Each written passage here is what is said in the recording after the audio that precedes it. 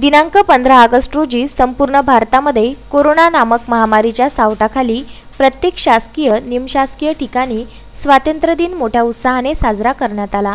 कारंजा येथे प्रत्येक शासकीय व निमशासकीय ठिकाणी भारताच्या स्वातंत्र्य दिनाचे औचित्य साधून आपला तिरंगा मोठ्या उत्साहाने फडकविण्यात आला। शहरामधील तहसील कार्यालय तहसीलदार धीरज मांजरे यांच्या हस्ते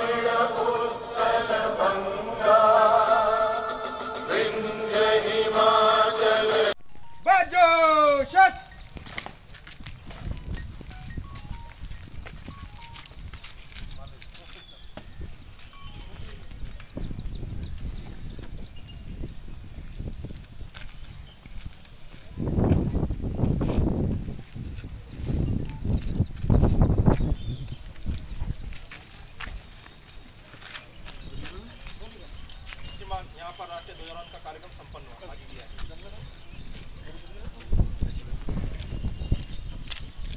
तर नुकतीच उद्घाटन झालेले उपविभागीय पोलीस अधिकारी कार्यालय कारंजा येथे उपविभागीय पोलीस अधिकारी संजय पाटील यांच्या हस्ते, पोलीस स्टेशन येथे ठाणेदार सतीश पाटील यांच्या हस्ते, तर नगर परिषद कारंजा येथे नगराध्यक्ष शेषराव ढोके यांच्या हस्ते, कारंजा माजी सैनिक संघटना व अशा अनेक सामाजिक संस्था, विविध शालेय संस्था, शासकीय व निमशासकीय अशा अनेक कार्यालयांमध्ये तिरंगा ध्वजाचे ध्वजारोहण करण्यात आले।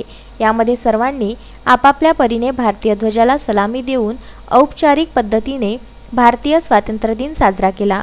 मोठ्या हर्ष उल्हासाने हा दिवस साजरा करण्यात आला। अक्षय लोटे, विदर्भ न्यूज, कारंजा लाड।